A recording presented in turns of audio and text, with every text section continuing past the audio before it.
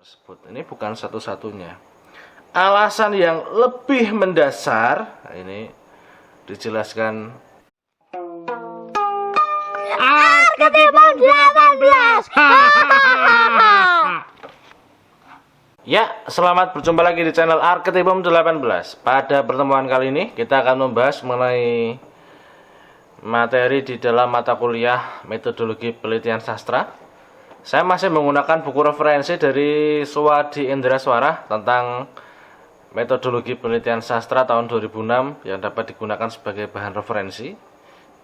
Ini sangat penting ketika Anda membaca sehingga nantinya arah penelitian Anda semakin jelas. Pada pertemuan kali ini kita akan membahas mengenai kritik dari penelitian ekspresivisme.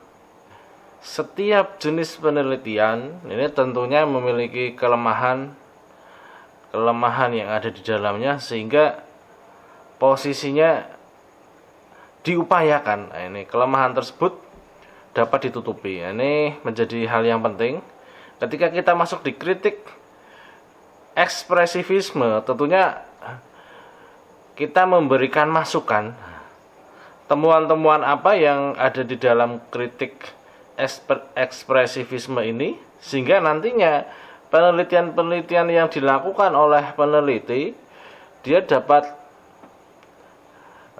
diperbaiki hal-hal yang tentunya kurang tepat ini agar nantinya penelitiannya lebih optimal lagi. Ini posisinya seperti itu. Mengkritik tentunya memberikan masukan dan masukan yang digunakan dapat membangun penelitian itu menjadi lebih optimal, lebih baik, kadarnya akan lebih tinggi lagi. Ini sangat penting. Jangan sampai kita anti kritik. Ketika sudah anti kritik, orang tersebut di dalam penelitiannya memunculkan sisi egonya sehingga penelitian itu tidak selaras lagi dengan tujuan awal penelitian. Ini menjadi hal yang penting ketika seseorang sudah anti kritik, dia tidak akan maju. Nah, ini majunya seseorang salah satunya adalah dari teman-teman yang bisa membangun penelitian tersebut. Nah, ini sudah ada gambarannya di dalam buku Suwadi Indraswara tentang metodologi penelitian sastra sehingga nantinya akan lebih baik lagi hasanah penelitian di dalam jenis penelitian ekspresivisme ini. Di sini dijelaskan bahwa menurut niat pencipta karya sastra tersebut tidak bisa dijadikan acuan untuk menilai sukses tidaknya sebuah karya. Ini ketika kita mendekati pencipta karya sastra tersebut, ini bukan satu-satunya jalan untuk melihat kadar isi teks itu, kesuksesan dari karya tersebut. Ini bukan satu-satunya. Alasan yang lebih mendasar ini dijelaskan di dalam bukunya Suwadi Indraswara tentang metodologi penelitian sastra ini. Yang pertama, sekalipun karya sastra terwujud berkat adanya niat pencipta ya, ini sudah ada niatnya. Namun niat tersebut tidak dapat dijadikan bekal menilai sebuah teks ya. Ini ketika kita memahami teks sastra ini, kita melihat kedudukan pengarang, ini niat menciptakan, niat menghasilkan, niat memunculkan karya sastra ini tentunya tidak dapat dijadikan bekal menilai sebuah teks.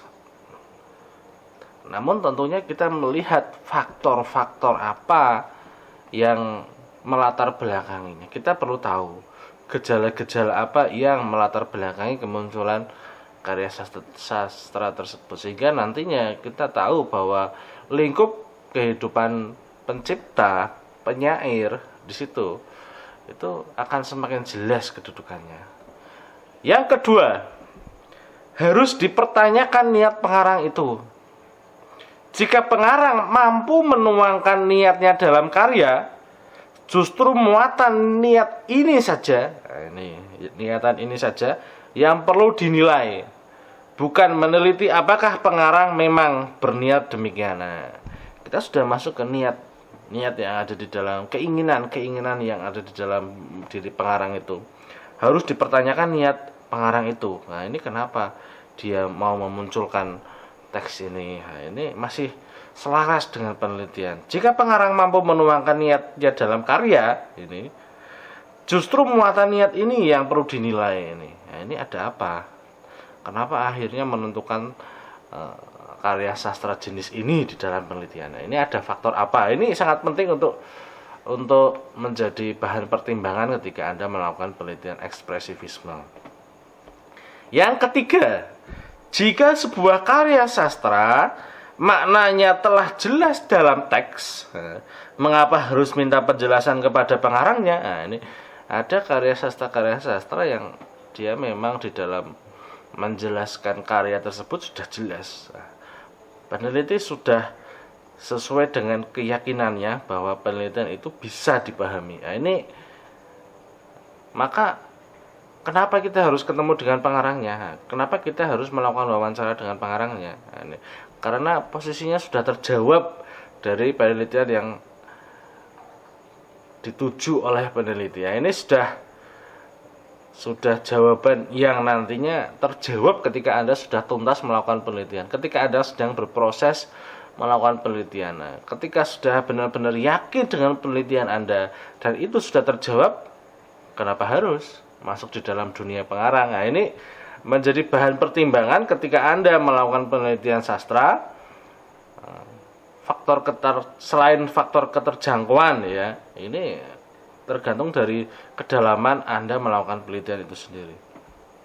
Yang keempat, niat juga merupakan hal yang abstrak, tidak terlihat. Ini sehingga mencari niat pengarang sesungguhnya dapat menyesatkan, ya. Jika kita tidak membatasi penelitian kita semakin jelas, maka kita tentunya masuk ke dalam dunia pengarang itu. Dan tentunya ketika kita sudah masuk, maka kadang kita terlalu jauh dari teks sastra yang kita analisis, teks sastra yang kita teliti. Kita benar-benar masuk ke dalam dunia pengarang sehingga ada pertimbangan yang lain yang tentunya menjadi bahan perenungan, apakah ini sudah sesuai dengan sasaran penelitian atau belum. Nah, ini merupakan kritik ekspresivisme, sehingga nantinya diharapkan dapat benar-benar menjadi bahan perenungan ketika kita sudah menganalisis ekspresivisme dari pengarang itu sendiri. Kita sudah mencari niatnya seperti apa, niat pengarang itu yang sesungguhnya akan kita gali, bukan yang terkait dengan hal-hal yang ada di luar atau terlalu jauh dengan diri pengarang itu. Kemudian ketika kita posisinya sudah jelas menganalisis teks sastra, maka kenapa kita harus ketemu dengan pengarang? Nah, ini menjadi hal yang tabu ketika Anda memutuskan untuk melakukan kontak dengan pengarang. Karena ketika karya sastra hadir itu sudah milik umum, milik pembaca, milik masyarakat. Nah, di situ dapat ditafsirkan sesuai dengan sasaran penelitian itu sendiri. Ketika Anda mencari niat, yang keempat, niat itu kan posisinya abstrak. Maka ketika kita mencari seolah-olah ada di dalam hutan yang tentunya semakin gelap ketika kita mencari. Namun posisinya kita harus segera melakukan penemuan jalan sehingga arah penelitian kita semakin jelas. Nah, ini posisinya Anda yang bisa membatasi ketika sedang melakukan penelitian. Semoga apa yang kita bahas pada pertemuan kali ini bisa memberikan gambaran deskripsi kepada Anda sehingga Anda memperoleh pencerahan terhadap penelitian yang sedang Anda lakukan. Sampai berjumpa di channel Arketibum 18 selanjutnya. Salam budaya. Arketibum 18.